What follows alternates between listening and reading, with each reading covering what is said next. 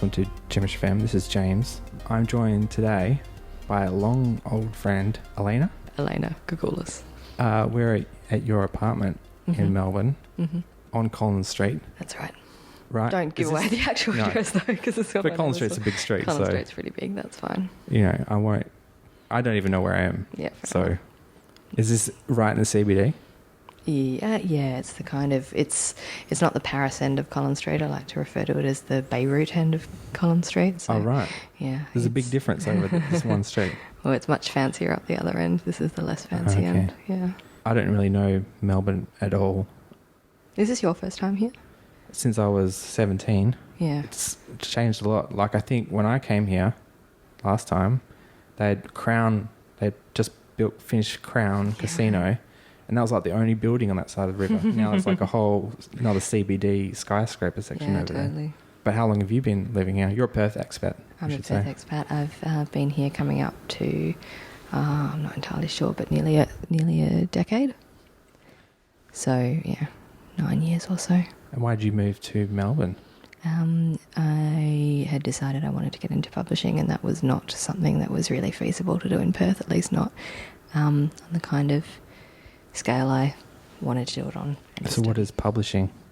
So I work in independent publishing. I'm a book editor, which means I make books.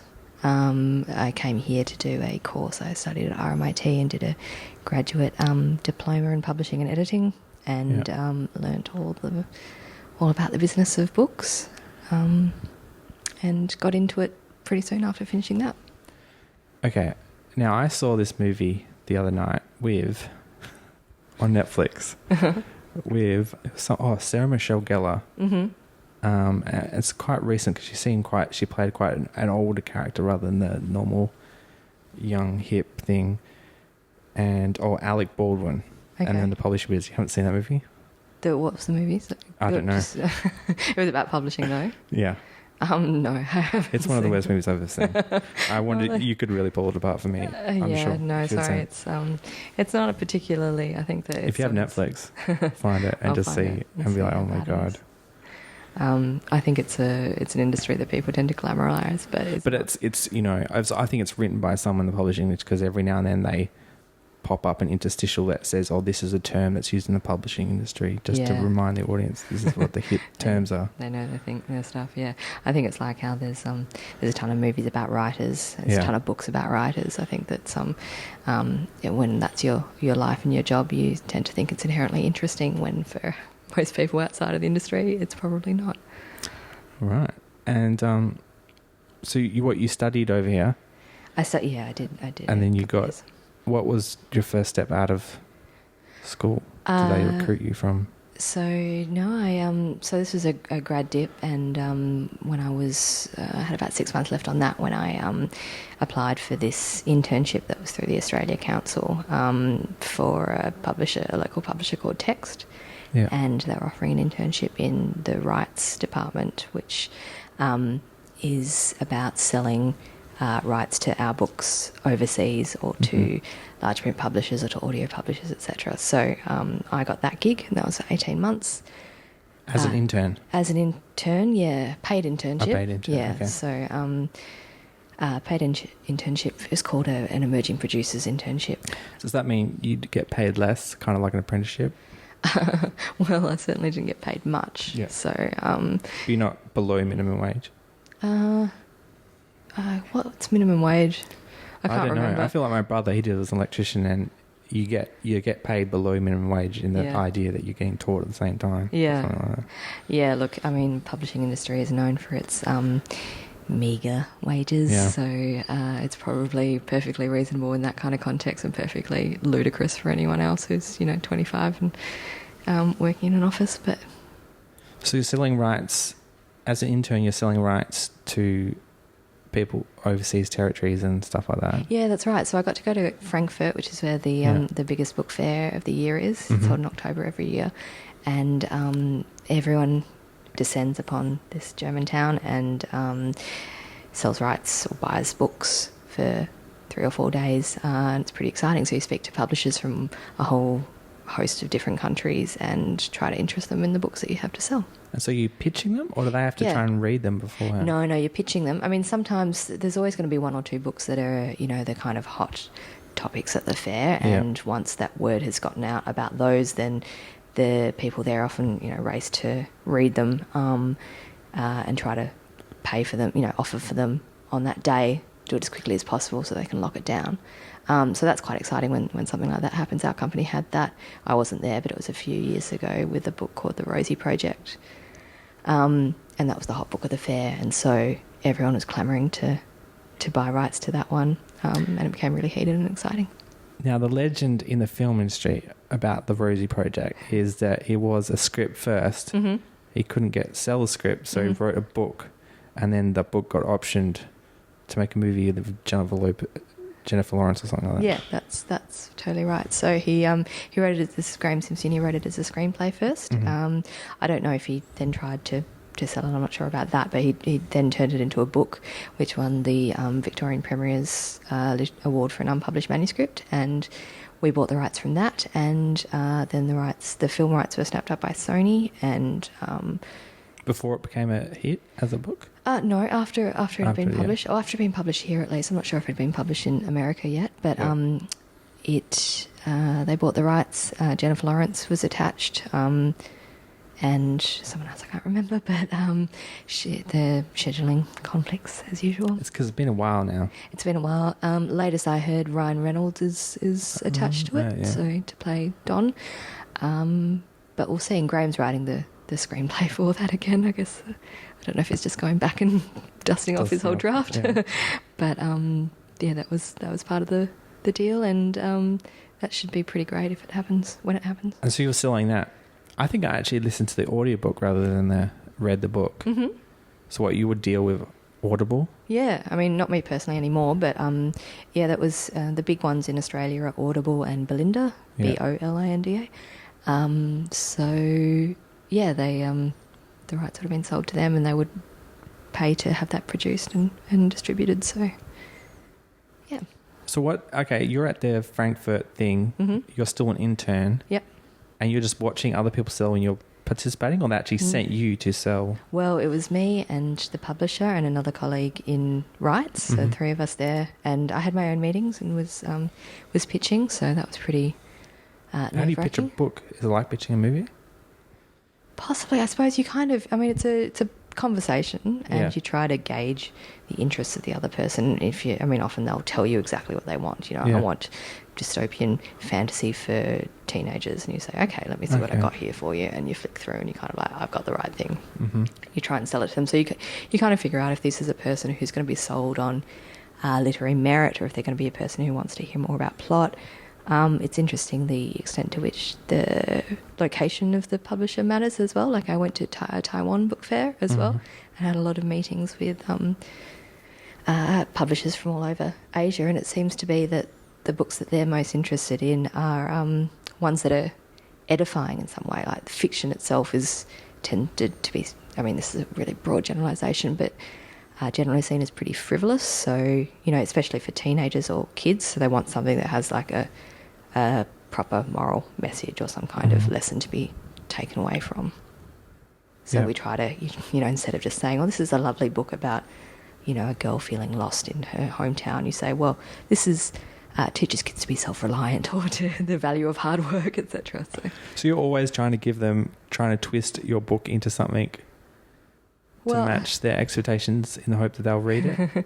I think it's... Or as soon as you hear they don't want it, you just don't worry about it, move on to the next thing? I think it depends. If it's someone who's after a very specific thing, and they're like, I don't want that. You can try to a certain extent to change their mind, but if you've got something else that you think might fit better, then it may be worthwhile just switching to that instead. So not to waste anyone's time. What is the split between publishers that are focused on one sort of genre or one sort of market, and publishers that want to do a broad range of things and just want good stuff? Probably size is a thing there. So, for example, a big publisher will have various imprints that will focus more specifically on different areas. And I think it depends on the on the genre as well. Like, so the publisher I work for is generally literary fiction and non-fiction, but we do commercial fiction as well. We do YA as well. We don't do a lot of illustrated books. We don't do cookbooks, and we don't do, there's a variety that we don't do. But is that because you just don't have specialist people? Yeah, look, for the right project we would do it, and we have done. Yeah. But it's just not really. It's a very different kind of publishing. Then you have, usually the specific genre stuff. There are specific publishers for, so that's especially for like romance fiction, sci-fi, and speculative fic stuff. That tends to be really specialised. So same with children's books or illustrated books. Often the cookbooks, that kind of stuff tends to be, because it's such a specialist area. It seems to be people focus on that, or at least they have an imprint to focus specifically on that stuff.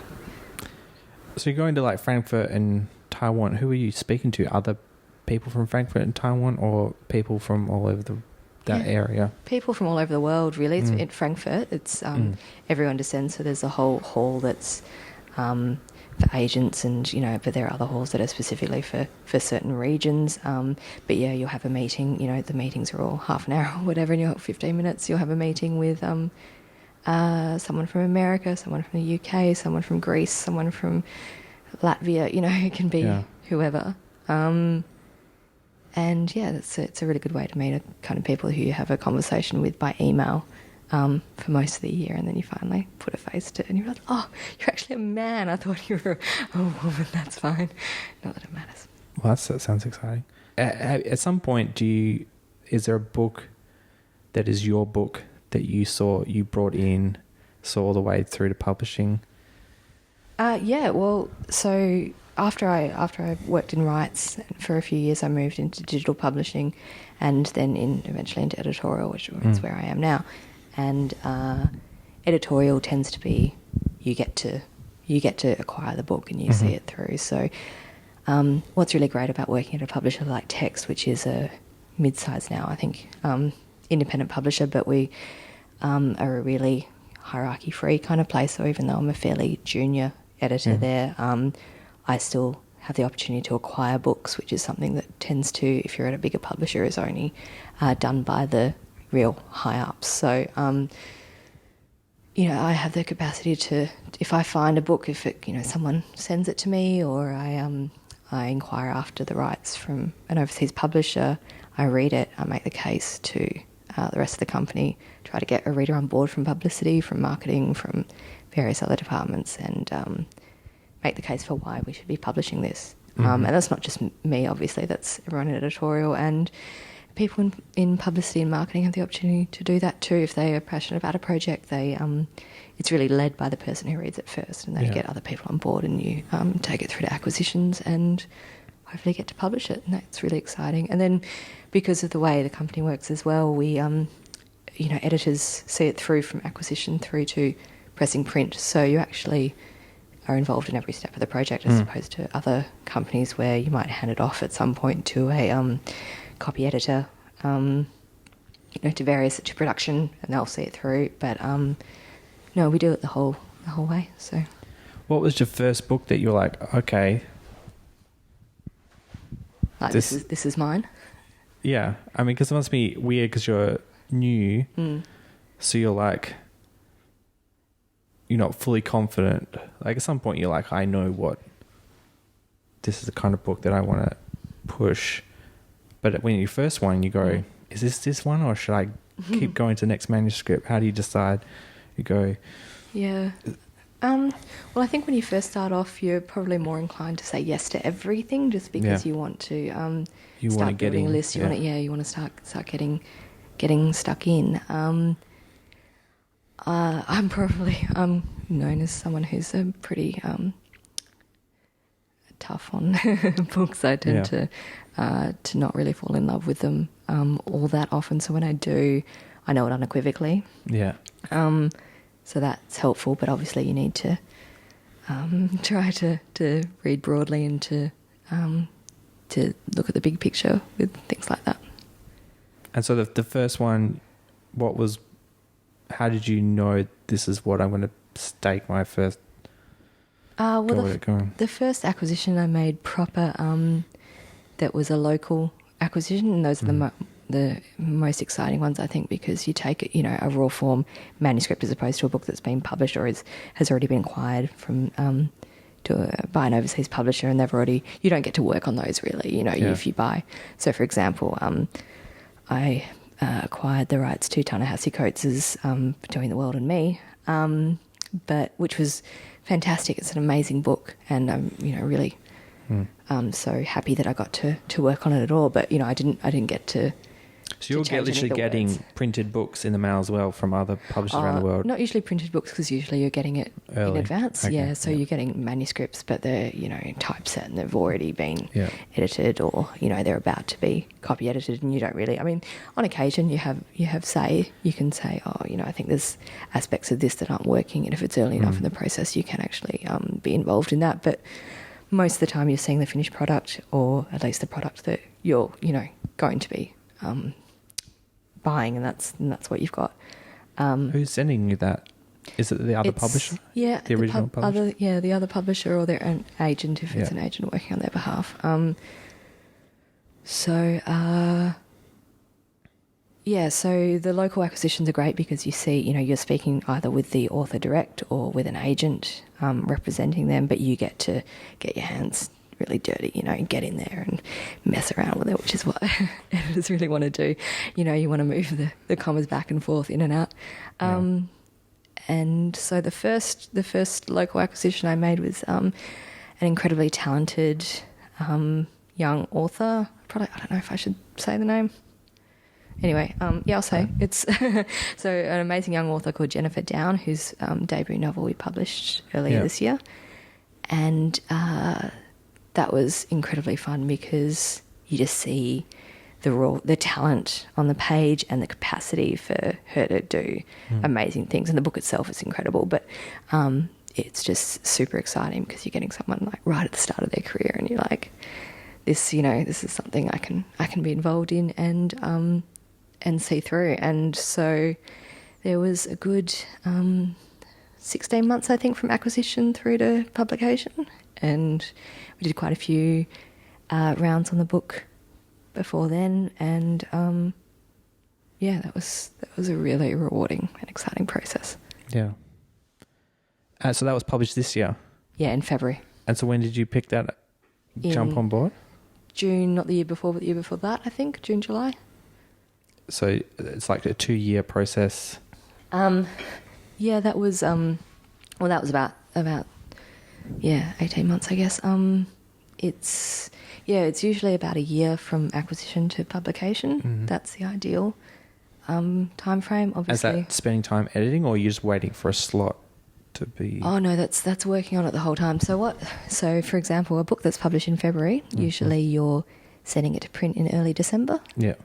You're sending to print a book that has been typeset and proofread, so for that to happen, that needs to be in pages in, by like mid-October at the latest. Mm-hmm. So you need to have a largely finished manuscript by mid-October. So already, that's, from you're working back. So a book that's published in February is actually, largely done by October. So what seems like a really long time frame is actually not so long in publishing terms. And, in the meantime, you need time to... You read the manuscript and write your notes and then send it back to the author, and then they need the time to read your notes and disagree with your notes and make a case for why they want to ignore you, and then you need to fight with them about why they should listen to you. And I'm making a joke. So this is, it's actually a really... I've had Bryony, our mutual friend, on, and she's talked a bit about the tension between editor and writer. Yeah, look, it's an incredibly rewarding process, at least from my perspective. I really enjoy it, and it's not combative. Ideally, it's collaborative, and it's you both want the best things to come out of it. So, an editor is not trying to impose their own view or their own voice onto the book. You're trying to, ideally, you read each book and you get into the head of the author, and an editor is going to be the person who, next to the author themselves, is the most involved with the text. They're going to be the person who will read it the most after the author, and the ones who are not intimately. So you really need to have a sense of what the author is trying to say and how they tend to say it. So, there's no point in taking a work that is, have a really maximalist style, something that's really ornate and quite flowery prose, and decide that you're going to like Gordon Lish it and make it into, this incredibly pared back minimalist prose. So, that's not the ambition. It's not to kind of make everything sound like how I want it to sound like. It's to allow the author to say what they want to say with the most clarity and meaning. So is that deadline, the publishing deadline, is that set before the book's finished? Does that end up being a deadline that you're like, we've got to go because we're going on this date?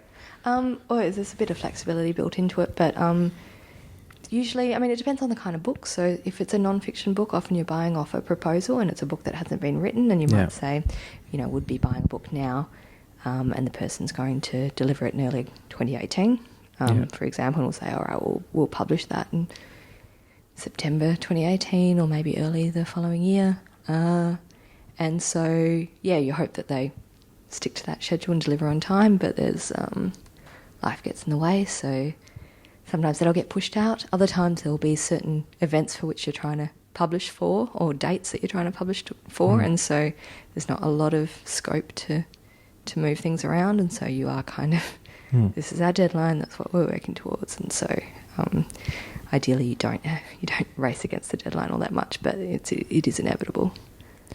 Is there like a page count? They're like, oh, we can only afford 200 pages. You got to hit that, because that's in film industry. Like, well, our distributor only does films under 2 hours because that's our slot at the cinema or something. Is there deadlines like that? Or on TV, obviously, it's like it has to be 57 minutes because we've got to have 3 minutes of ads or it's nothing as concrete as that, and actually it would probably be quite helpful if there were something to say like, sorry, we only have 200 pages to work with, you're going to have to cut your book. But no, unfortunately, it's usually fairly open-ended, but I think it's always going to be, an editor is almost always going to try and cut words out, and an author is always going to try and have more. I personally am hesitant to I don't know, I think a lot of books tend to be longer than they need to be. And a lot of books would be better served at being shorter than they are. There's some kind of prestige attached to the really hefty book, as though, this is what real literature is, it's a brick, and that's what it has to be in order to be important. And you just think, well, Great Gatsby is 120 pages odd. Animal Farm's 120 pages odd. You can say a lot in a short number of pages. And so is that just you prefer shorter books, or are you thinking about the reader in mind, or is it just if you set that, let's keep it short, it makes better quality because you get rid of all the fat kind of thing? Oh, look, I think of the reader because I know that I don't myself like reading books that are much over 300 pages. So I think of myself as a reader like that and think, oh, well, you're going to actually have to earn it. But other people have a different view, and they think, well, if you're paying $32.95 for a book, you want it to be, if it's 500 pages as opposed to 230 pages, then you're getting a better deal. And there's certain genres as well where the expectation is they should be big. Like you're not really going to see very many fantasy and spec fic books that are really tiny. I mean, of course there are many of them that are very tiny, but the standard is that they're going to be bricks, and it's going to be one of 6. So my preference is for the minimalist, the sub 300 page book. But that being said, I'm working on a book at the moment that's, I think it's about 109,000 words right now, which is quite long. I mean, your average book is maybe 85,000 words. Okay. And, I mean, obviously, I imagine, would you be reading a lot more stuff than the average person? Yeah, yeah. So you're like, time, let's go. Yeah. Or that I don't think that influences my decision necessarily, though it is satisfying to be able to read it and decide on a manuscript in a couple of hours. But yeah, I would definitely say I have to read more than the average person, and I try to. That's part of my job, and I don't get to do that at work all that often. I usually have to do that in my own time, and that's standard too. But I mean, it's an absolute joy. You don't get into the business if you don't like reading. So the important thing is to try and continue to read things that are outside of the work setting. So I try to read, new books and classic books and things that I read for book club and stuff that I'm reading just for my own interests, as opposed to, do I want to buy this book, or why should I, publish this book? You're not on like tumblr.com checking out stuff, trying to find the new hip thing? No, I don't do that. What about going out and getting, this person's big on YouTube, let's see if they do a biography for us? Do you ever? Yeah, well, I mean, that's certainly part of the job is commissioning. But my taste runs towards the literary more. So it's probably not kind of hanging out on Tumblr and YouTube to find people, though I'm sure there's a ton of. You didn't have to do that as an intern people. At some point. Yeah. There's that's a big part of publishing, but I think that's not the kind that really gets me up in the morning. I like fiction. I do love non-fiction as well, but I tend to like ideas-based stuff, narrative-based stuff. So, do you know much about historical publishing and editing? Like, do you ever think about how much of Jane Austen stuff would be edited?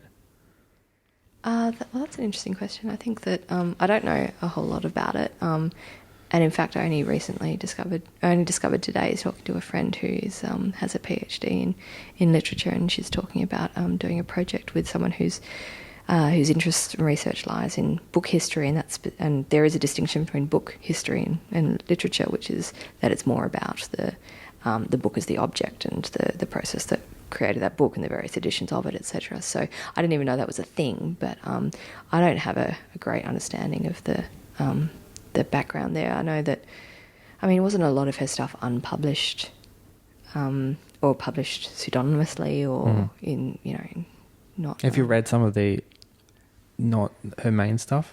Oh, well, it's I really want to see that Whit Stillman film that's out at the moment. I've got that on my Kindle to read in case I had to see that movie. Because that's Lady Susan. Yeah, so that was a novella that it was published at the back, as I understand it, at the back of another novel, and it was just a very short, like epistolary thing that was from the perspective of the son or nephew of the main character, Lady Susan, and it was just this very biting little satire. But then Whit Stillman has written a novel based on his film. That's based on that novella. Is that right? Yeah, I think so. You have the Whit Stillman novel, or you have the Jane Austen novella? I think I have the Jane Austen, but I think I may be confusing for another. Is there another one that she was half finished?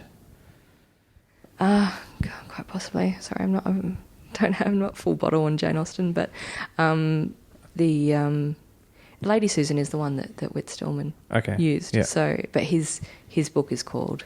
He's got the same. So did he write the book and then make the movie? I think he made the movie and then wrote the book. Okay. So I think it's a kind of novelisation of a movie, but I'm sure I'd hate that expression. But it's. I don't know what the distinction is, but it's all very interesting. You're not a Mansfield, Jane Austen fangirl, then? Not particularly. I need to. No, I should really. I have to go back and read some Austen. It's been a very long time.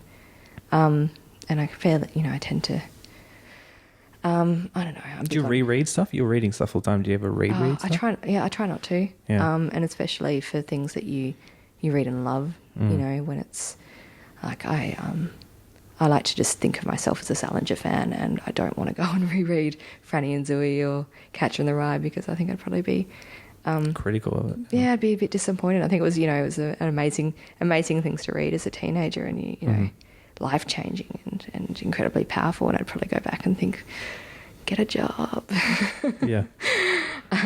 So that's not fair to my own history or to Salinger or to the books. So, I think there are too many too many books in the world to reread. Though, you know, I imagine my perspective on that will change.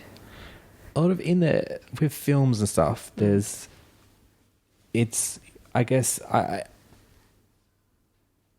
don't know why it would be different to books, but there's this big change in the industry where you only now get really expensive movies and really cheap movies. You don't get middle budget movies because they're seen as too risky, because if they don't get the right publicity, you lose a lot of money making them.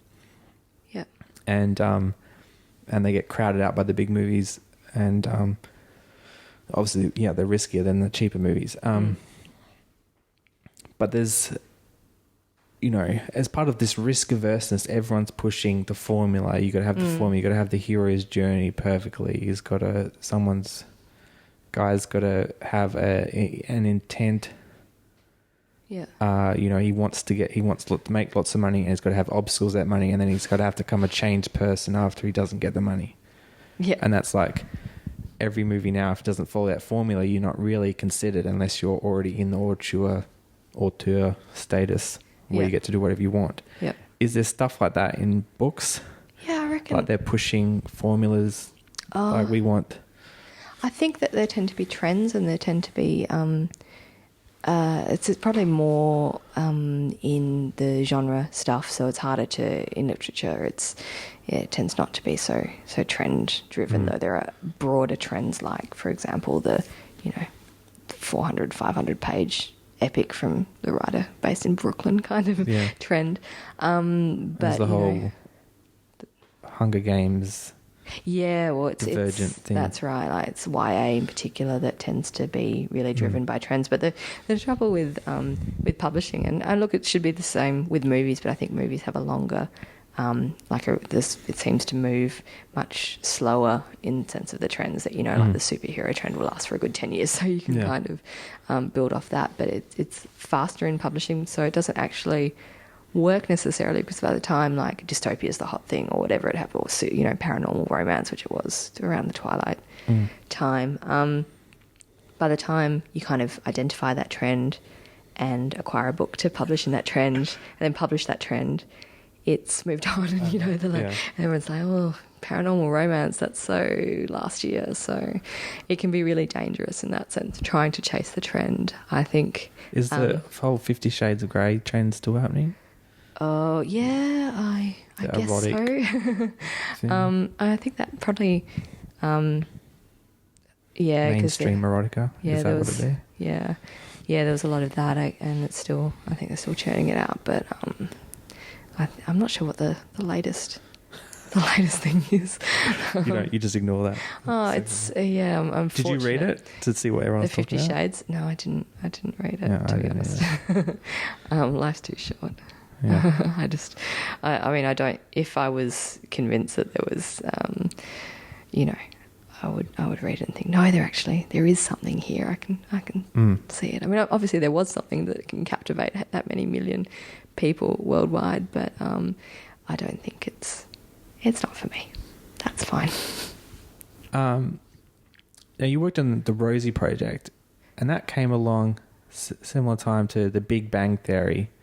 Bang Theory was like the biggest TV show on earth, and there was the Sheldon and Amy. Yep. Mm-hmm. I've never seen it, to be honest. Oh, right. Well, the main... but I know that, The big story is a character with Asperger's. Yeah. Is that right? Mm-hmm. And, and he has this girl that really likes him, but he just can't see it. And it's taken 10 years for them to even sleep together, kind of thing. Yeah. I didn't actually work on the Rosie Project. That was I was out of rights by that time, and I didn't work on it editorially. But I remember as soon as it came out, especially in America, it was, I love this. It's just like so and so from Big Bang Theory. Yeah. Okay. That's. But is that like? Do people go? Is that why one of the reasons why people wanted to push it? You could use that as a selling point. Say, hey, people love the Big Bang Theory. They're going to love this book. Yeah, well, absolutely, you can. You try to capitalise on that stuff if you can. But I don't think it was as you know, I think that just happened organically. As in, I don't think it was. I doubt that Graham thought, "Oh, Asperger's is going to be a hot thing that I can write about." Well, he probably wrote about, might have written it back when it wasn't as big. But by the time you're selling it to external territories, it might have been. Definitely, yeah. It would have been written well before, Big Bang Theory was even a twinkle in the eye of what's his face. But I don't think there was any connection there. But it's amazing how these things just kind of tend to happen at the same time, and it becomes a zeitgeisty kind of thing when no one really means it to happen. It's not like someone's like predicting that Asperger's is going to be hot. That sounds so crass to talk about it like that. Anyway, and it is crass. His quirky characters. Yeah, look, I think the Rosie Project was really interesting in that it was it certainly had that aspect, but it was just such a cracking romantic comedy that it was it was just so very well done. So when you're looking for new works and stuff like that, are you thinking about the marketing angle, or are you just finding best and then working backwards? Like, I think that you try to go, I could really pitch this, or I could pitch this as something that would sell, or look, I think an editor's job is to, you have the luxury of not trying to think about that, but you have to, because the only way you're going to actually get to acquire this book is to convince other people that you should be able to acquire this book. So you're always going to have to make a case for it, and if you can't make the case for it, if all you can say is, look, it's just good, it's just really good. So people just don't buy that? No, I mean, sometimes, I suppose, because I'm usually saying it's just so shit. Sometimes if I say it's just really good, people are like, oh, Alaina actually likes the book. Wow, we've got to check this out. But no, you can't get away with just saying it's just really good. It's just you should just really read it. So you have to be able to pitch it in a sense. I mean, but that doesn't necessarily mean that it has to be a plot that you can pitch. You can try to pitch the writing or the voice or other aspects of it. So I think you can't really divorce it from the marketing of it. But I think that that's a good thing rather than a kind of crass sales thing. Yeah. Either it's like why did I want to read this book? Why have I enjoyed this book? I'm sure there are other people out there who would feel the same about it. So how do I find those people? So, that's not a noble ambition, but it's a good thing. I don't think there's no point to publish a book, even if you love it and just see it just drift into nothingness. You want as many people to read it as possible, or as many people who are going to like it as possible. And the trick is to try and... So you've never gone like, this is not really my thing, but boy, would I know how to pitch this. I have done that. Yeah. I have done that, but it's everyone does that, and usually you can identify. There's something to love in it. It's there's never going to be. I'm never going to try to make a case for a book that I think will sell that I don't feel anything about, just because that's not how it works, and there's no point. I'd feel really dirty and cynical doing that, and I don't think anyone does it, because you have to spend so much time with this book and put so much work into it that why would you do it for something you don't believe in, at least on one level? And but quite often there'll be something that'll come in and you say, well, it's not really my kind of thing, but I think you might like it, pointing to another editor, and so you pass it on to them, and maybe they'll love it, maybe no one at the company is the right person for it, but it will go on to sell to a different company and they'll make a killing off it and win a ton of awards, and you'll still say, well, we made the right decision because I wasn't in love with that book and I wouldn't have been able to be its champion. So, that's the kind of beauty of the thing we like to talk about, books being almost objectively good, or, this is just an excellent book, but it is so subjective and it is so much about taste, and that's a good thing, and that's another case why there should be more diversity in publishing as well, because there should be a broader range of tastes that are brought to bear on the books that are out there. I have a segue for that, but I should get this out before I forget. Do you ever go... You were talking about how sometimes there's something I like. Do you go, ooh, this is a fixer-upper? Do you know what I mean? This could be renovated. I can get my hands dirty on this and make it something really good. Yeah, absolutely. Or do you go, this wouldn't need so much work, it's easy? Oh, no, I think that... look, I think it's... An editor is almost always going to want to get in there and tinker anyway. Yeah. And there's something to be said for a fixer-upper. You know, there's a lot of... especially if you're acquiring it early on as someone who's early on in their career, there's a lot to be gained for both of you for doing that. And, you know, you can identify something that's really good about a book. Lots of things that are really good about a book that still means that it's a long way off being ready for publication.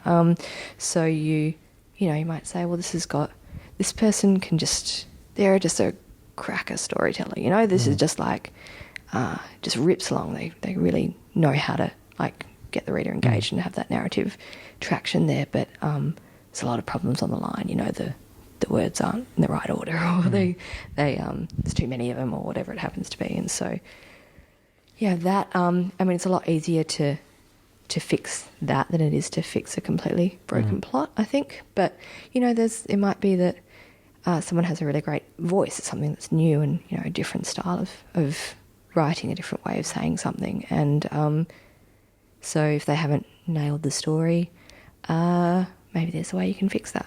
Today I went to like a women, as part of, I'm in Melbourne for the Melbourne International Film Festival, and they had a women in film panel. Oh. And I went along. I was only one of 5 guys there. They had like 200 women, but they had Gillian Armstrong and Sarah Hyde, and Margaret Pomerantz was the person, deliberator, whatever they call them, MC. Yeah.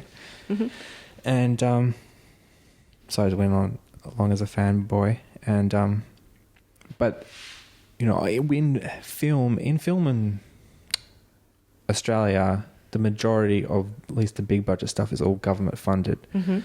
So like, there was a pretty strong argument that I agree with, that if it's paid for by taxpayers, then there should be really no objection to having a quota of saying, you know, 50% of films should be written or directed by women and 50% should be written or directed by men. And you can even break that down to, you know, 3% should be whatever the population of that Indigenous population should be, of the funding should go, you know, split it up by that, because it's taxpayers' money. Taxpayers are really paying for it to kind of... Originally, I think government money got put in, you know, you're creating like a cultural record in film of Australia, and it gets put in the National Archive, and people in 100 years can go back and look at these movies, you know. But at the moment, they don't have that system. And so only 15% of films funded by Australian government are made by women.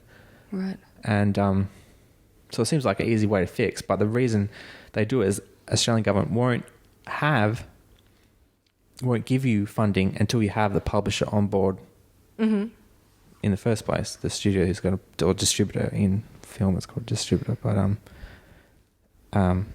so you have to have a market. You have to have a fully marketable film, and that just plays into the same problems that the whole world has. As you know, it's traditionally been dominated by men, and women just slowly getting egged in. Yeah, right. So sorry, so I understand that. So the funding doesn't come until the film is completed. Is that no, what you mean? Or a publisher like you would have to say, we're going to publish this book if it gets made. So they're not going to pay for the actual film to get made, but they'll pay to distribute it. Yeah. Oh, okay. Yep. But they won't. The Australian money, the government won't pay for the actual production of the film without a distributor, without that locked-in agreement to say that we definitely will distribute it. Yep. But that goes into the diversity of getting more stories out there. I don't know. Is it like, I assume there is government grants for books? Yeah, I don't think it's on the same scale as film, at least. I mean, you're talking about much less money as well, obviously. Like, it doesn't cost nearly as much to make a book as it does to make a movie. Yeah. But I think publishing is much more self-sustaining. Like, we're one of the art forms in Australia that actually is, you know, it's a fully functioning commercial enterprise, and it pays for itself. We don't rely on handouts. And that's, you know, that formed part of the big thing recently about controversial topic, which is the the arts import funding rights, and that's exactly right. The parallel importation regulations, and that was part of the frustration was where it's such a vibrant industry that is managing to produce, to actually make quite a lot of money for the economy and to do really well for itself. It's one of the few incredibly successful art forms in Australia, and it's been built up from virtually nothing when it was dominated by the bigger overseas English language territories. And so why would you try to gut that? It just doesn't make any sense. So you think that's you have to maintain parallel importation restrictions? Yeah, that's to protect the industry. Yeah, I mean, you do. It's not protectionism. I mean, it is protectionism, but it's not protectionism in the way that it sounds. I think there is a case to be made that this is an exceptional story, and there's the arguments that were made on the other side just seem to be grounded in nothing at all. This idea that books would be cheaper, and there was no evidence that books would be cheaper. And in fact, over the last 8 years, books have gotten cheaper already, and we have these with this stuff in place. When I worked in a bookshop 8 years ago, all new fiction was routinely $32.95, and now all new fiction is routinely $29.99. So if it's cheaper 8 years later. I don't see what the issue is. 8 years of inflation as well. Yeah, that's right. So, and there's nothing at the moment to preclude a reader buying a book from Book Depository, or if they want to buy it from for whatever price they want to buy it for. Yeah. So there's, it's baffling to me why this is even an argument. It's really frustrating. I don't know about. I assume it's tied up in some other thing. Oh, well, I think it's just the general, idea of getting rid of any kind. Well, the free trade is the ambition and the goal for everything, and isn't. How could that ever be a bad thing? So it's just a big, It's funny how it seemed people were saying. I don't really know, but they're saying that normally free trade is a conservative thing. Yeah. But they're now seeing it switch around, where it's the like Trump is now he's anti-free trade and he's running the Republican. This is this big change in politics. Maybe he may just be a crazy man. Yeah, I think it's I suppose it's because the conservatives that we see, and the conservatives by name that are at the fore at the moment, the kind of the extreme right wingers, they're not really conservative in any traditional sense. It's not, these aren't classic liberals. These are people who are driven by a whole bunch of different reasons and who are seldom ideologically consistent. So, you can try and pass it all you want, but there's not necessarily a lot of logic to it. So do you follow the Amazon suing Apple for price fixing case? Oh, yeah. So this, God, my memory's not great on this, but it wasn't Amazon suing Apple so much. It was the DOJ, the Department of Justice in America, suing the publishers who had made deals with Apple to allow for agency pricing. So it was. I don't know if Amazon. I don't know if they were involved in any actual practical way, but obviously they stood to gain from the decision that was made, which was that agency pricing was seen as collusion. And where does publishers sit? Like Australian publishers sit on that? Do they want agency pricing? Well, it's a really complicated and fairly boring economic question. The argument for it. I'll try and make it simple. So the idea is that with agency pricing, you have the opportunity to, you as the publisher have the chance to set the price of the book, and you'll set the price and you'll take a cut of that, and and Apple, the distributor, I suppose in this case, I don't know how you'd refer to them, takes their cut, and that's so they can so you have and you say this is the price that we're setting, and this is the price that you're going to charge the consumer, and so you agree that that's what's going to happen, as opposed to the other model, the Amazon model, which is that you say to Amazon that this is the price of the book, it's the RRP or whatever, and we want that, and you'll pay us according to to that. But then they can charge whatever they actually want for the book. So, you know, in the short term, that looks much better for publishers, because if you say, well, the book is, the price that I'm going to set on the book is $16.99, and Amazon sells the book for $8.99, but they pay you based on $16.99. So even though that they're making less money, you're still getting your money and the author's still getting the money. So you think, well, that's a pretty sweet deal.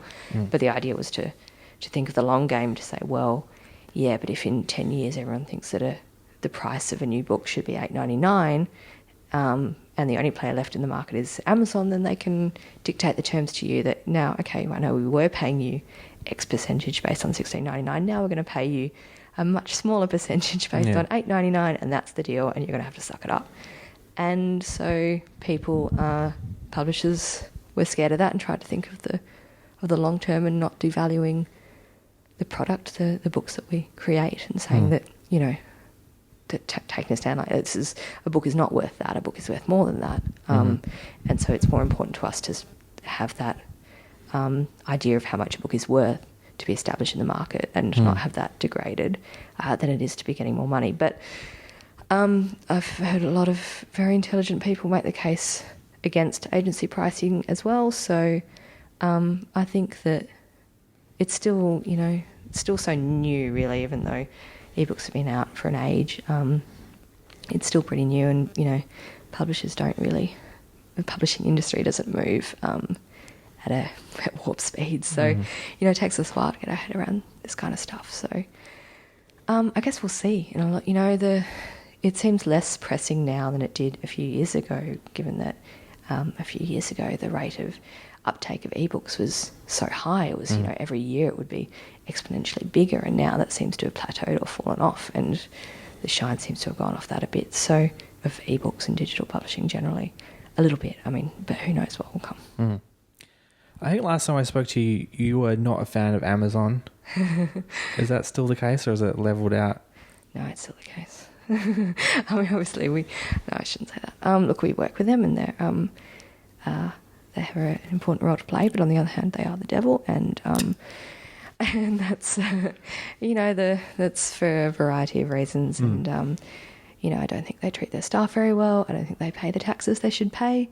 And I don't really know what they stand for beyond infinite growth and world domination. So, you just have to... There was that fantastic New Yorker piece about going behind the scenes at Amazon from a few months ago, last year, speaking to some of the people who work there and the kind of work environment it is, and it just sounds horrible. So, you know, I feel quite happily justified in hating them.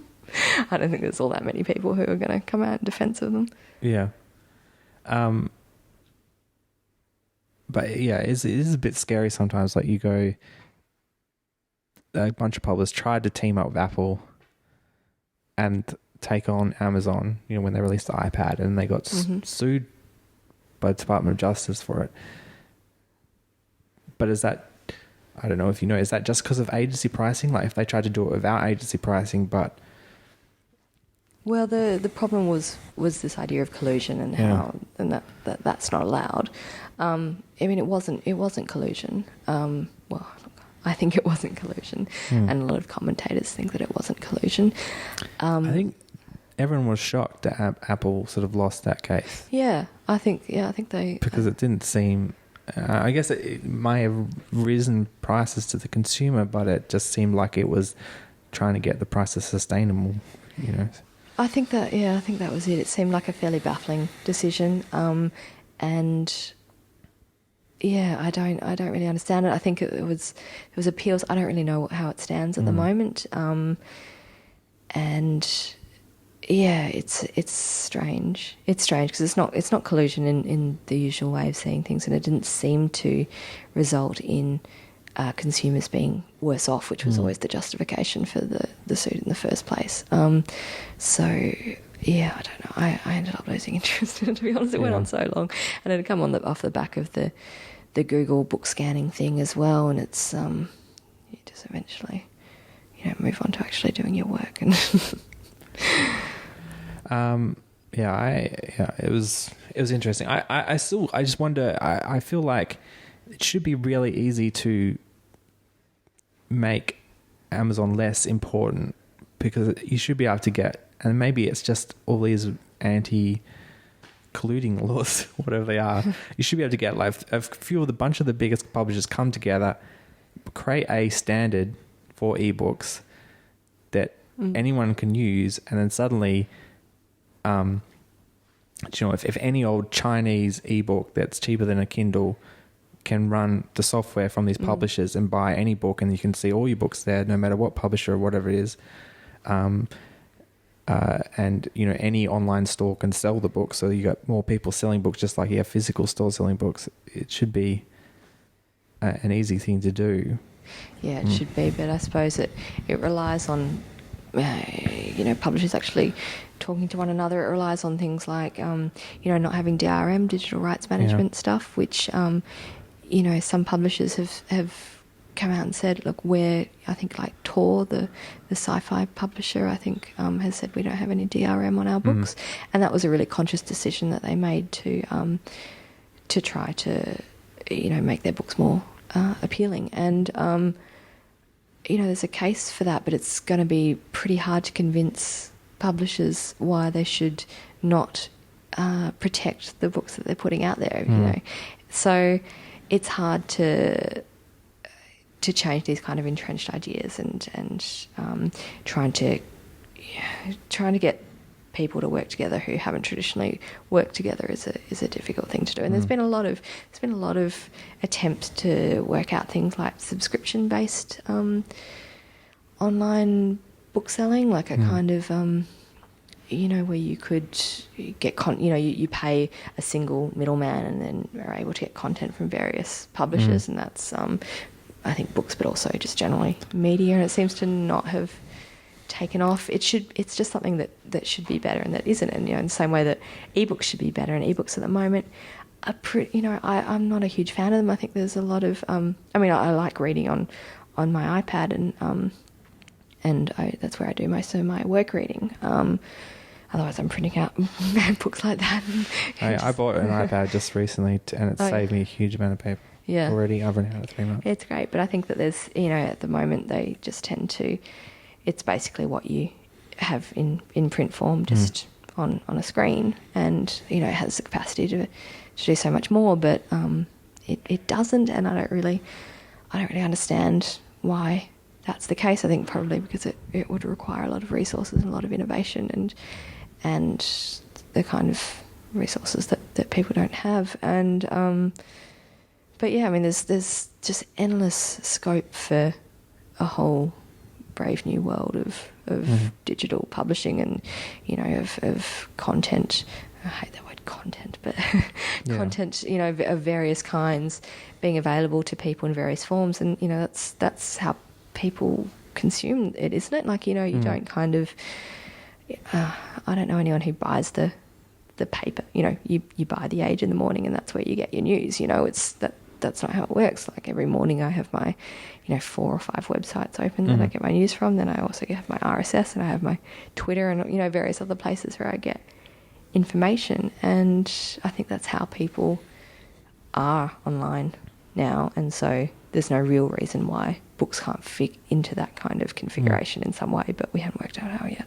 Do you pay for things like anything digital? Like do you subscribe to things, or do I? I think I've paid for apps before. I do, through work I do, like I subscribe to various journals, and lit publications. I've had a New Yorker subscription. I don't at the moment. I think I'm not a particularly good citizen with this stuff. I should have more subscriptions given what I consume, but it's never really in the form that you want, is it? You kind of. The biggest I have with reading is I have just dropped the amount of stuff that I read is because I so rarely know how to find stuff that I would want to read. Really? Because at high school in primary school, I was like a real bookworm, used to read like a book a week. And I sort of, over time, I got to know the stuff that I liked and I didn't like. And then I followed those little veins up as far as I could. And I sort of read all the stuff that I probably would like. And I didn't know, and I've just got to a dead end. And I never know where to start again. Yeah. And I guess now that I'm a creator and I'm thinking about writing my own stuff, it's hard to just read anything because you're like, I should be writing my own stuff. So you only want to read stuff you know that's going to interest you, either like it's a story that you're going to like or it's a style of writing that you're interested in to improve your own writing. But it's so rare that I ever find stuff. And like when a lot of the book recommendation engines online, it's like you would say, oh, I really like Jane Austen. And they'll go, oh, well, you obviously like classic fiction. So we're going to recommend all this other classic fiction that might be completely unrelated to Jane, those kind of stories, you know? Yeah. So I've never found them useful. So how do you find what you want to read next? I don't know. I mean, someone recommended The Martian to me because, I'm a big space geek and that was a space thing. So I read that. I read other space related stuff, but that's kind of like a genre. Like I'm just interested in that subject. But other than that, in terms of actual literature, I just don't know where to look. And, there really needs to be like, I want, I feel I need to be able to say, I'm interested in a book where, a poor girl becomes rich and famous and has a downfall or something. Somehow put that in and get some recommendations based on that. Yeah, that's fascinating. There's a lot of, I love this stuff. I love recommending books to people.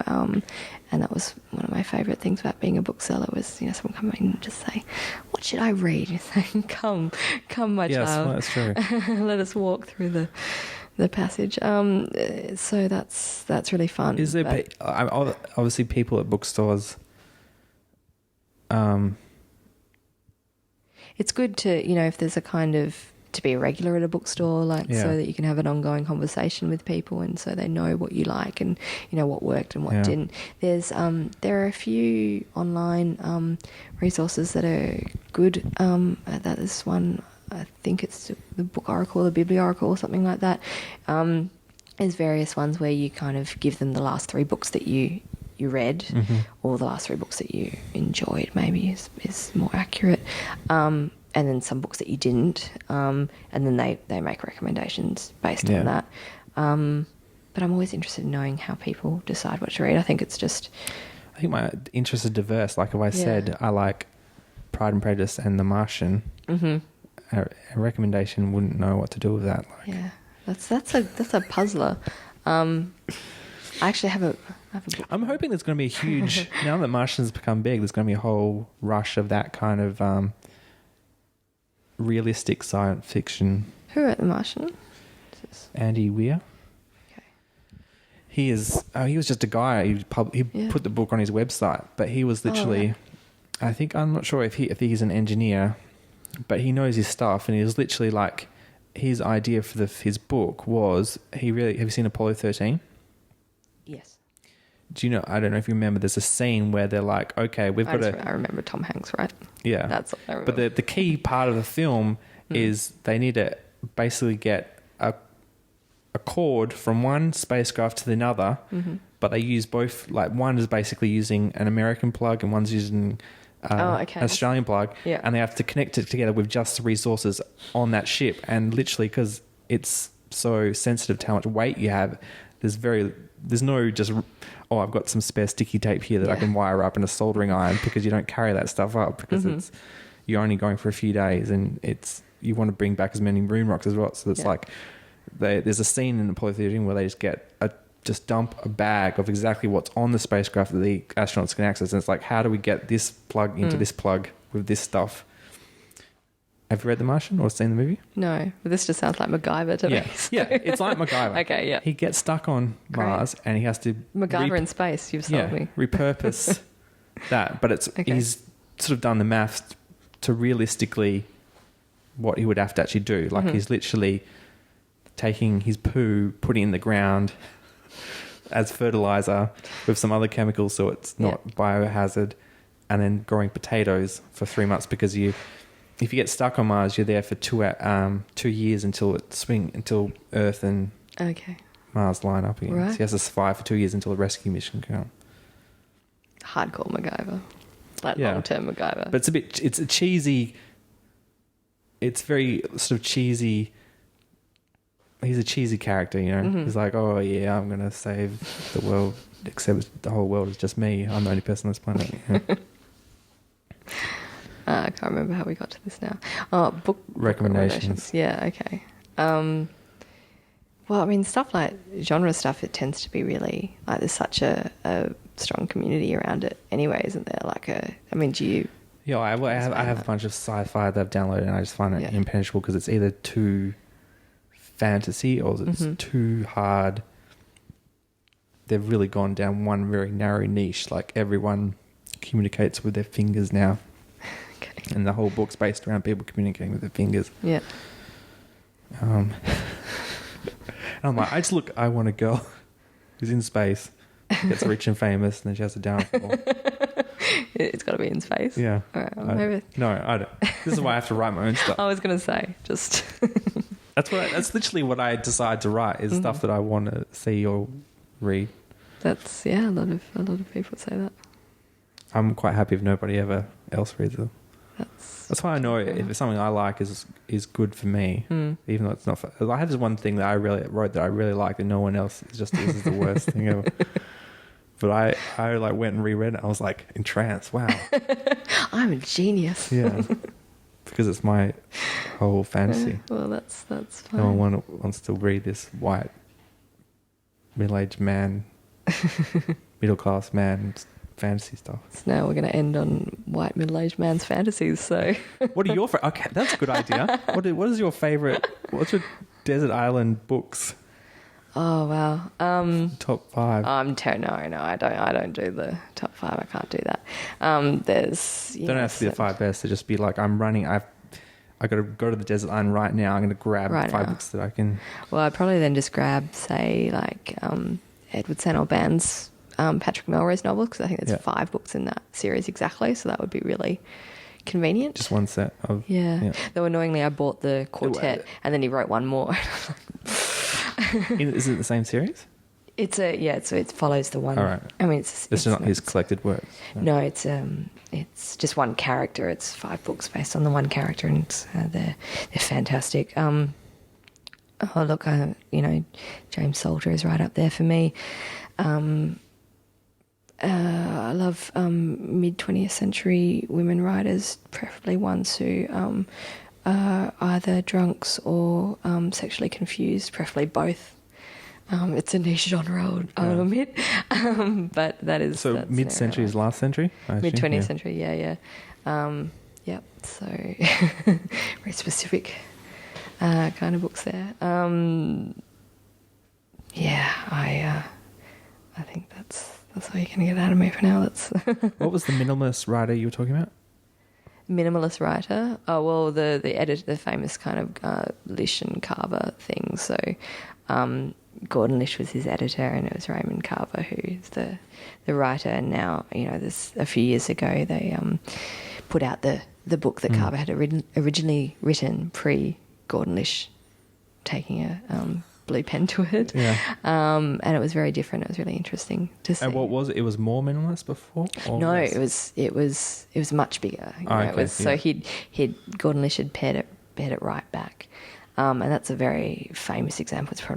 That's not generally, I think, what the... So that's an editor's reference. You don't recommend the book? Oh, no, I do. They're amazing. Yeah. But it's... Yeah, and I suppose the interesting thing there was how interventionist Lish was, and that was that's what he's known for, And so what do you think? Did you read both of them? Oh, they've got one story that I've read both of them. Look, I like minimalism, and I thought that Lish did a great job. But I can see the case for both of them. It's a really interesting example, because I think that more than is not really the norm. It's not so much that an editor, that you see that and you think, well, that's that's basically a collaboration, right? You know, Carver's known for this extreme minimalism, but he wouldn't have that if not for Lish, and so that's a kind of really extreme example. But you know, usually it's the editor is silent in the, you know, you don't see the hand of the editor, and that's the way it should be. And it's kind of, that's why it can be very frustrating if you read a book review that makes a comment about the editing, because, you know, so it's just, you don't know what the book looked like. Yeah. So, you know, you can say, well, this has been poorly edited. It's like, you have no idea. Yeah. You know, the work that's been done. And that's the way it is. You know, editors are not, you can't really be someone who likes the limelight and be an editor, because the whole point of your job is that it's invisible. And if you do it right, then no one notices. Yeah. So, but interesting, I read a book that I've just read recently that I really loved. Was Garth Greenwell's What Belongs to You, I think that's what it's called. And I read a interview with him recently. He was talking about the editorial process, and he refers to it as being very, I think his editor is Mitzi Angel, and he talks about that being a very different book in the end to what it was originally, that she'd cut quite a lot out of it, because it's quite a short book now. It's under 200 pages in my edition at least, and it seemed like it was much longer to begin with. And he spoke of it as, you know, I think in the end it was I think he was happy with the outcome. It's certainly gotten a lot of praise, but I think it was, he refers to it as a collaboration. So it's interesting that, you know, I suppose it's it depends on the perspective, and ideally at the end of it, you don't, I mean, I would ultimately always say to an author is that it's their name on the book, not mine. So, you know, there's certain things that I will die on a hill for, but you try, you know, to minimise those, and in the end it's kind of got to be the author's decision, because it's on their heads, you know, it's not on my head. Oh, have you ever had if there's ever been a review saying the book was too short? I think that, well, it's usually phrased differently. Like, oh, we wanted more of it. It was so good. Something like that. Or it could be like, this is, you know, fragmentary, or it's not fully formed, or something like that. And it's, and sometimes that can be the case. You know, sometimes a book is too short. It's, you know, if it was, say, a book of stories or something, and there just wasn't one that was good enough to put in there, or, you know, one should have come out, but you don't really have a option because the book's already too short, or you know, it's a work of journalism, and it kind of needed more on a particular area that there just wasn't the scope to do it for whatever reason. So there's certainly books. It didn't address this argument. Yeah. Kind of, I mean, sometimes that's a furphy, because, you know, it's like, well, it never wanted to address that argument to begin with. The book's smart, you know, didn't need to. But there's certainly a case to be made that a book is not long enough, and there's certainly a case, an argument to be made against a book that has been too severely cut, in the same way that, you know, if you get I quite often will get my fringe cut and will get it quite short, because I'm lazy and I don't like going back to the hairdresser to cut it when it's in my eyes. So I'll say cut it quite short, and then I'll go home and say, that was a mistake. You should have just cut it a bit and gone back and got a trim when you needed to. So, you know, I'll tie that back into books. You know, you can cut too much. Hemingway, is he minimalist? Yeah. Yeah. Yeah, and the kind of, you know, definitely no purple prose there. It's, you know, we were on a boat, we got drunk. Yeah. It was good. It was hot. Is that good? I was sad. Or is that like, do you go, oh, when you see something that's Hemingway-esque, do you go, this is good, it's getting to the point, or do you go, oh, this guy just wants to be another Hemingway? Yeah, I think it can depend. It's I mean, usually the problem with something that's trying to be Hemingway is less that it's the style of writing that there's a problem with. It's more that it's what it represents. Is like it's probably going to be a kind of arsehole guy in his 20s who thinks he's Hemingway, you know, in which case you're just like, oh, great, another white man who thinks he's Hemingway, and, you know, thinks he's as good as or as important as. So, you know, I don't like anything that's too derivative. I wanted to say something. My personal taste tends to be towards the minimal, but it's not to say that that's it exclusively. So, you know, I also like the high modernists, and they can be, you know, life is a rich tapestry. Well, thank you very much. Thank you for Thanks having for me. chatting. It was fun. Yeah, it's great. Where can we find you on Twitter? At Radio Moderation. Yep. All one word. No worries. I'll put that in the show notes for people listening. You can find me at The Guy Called Tom, or just find the show notes at jimmishfm.com. Thanks for joining me. Thanks. All right.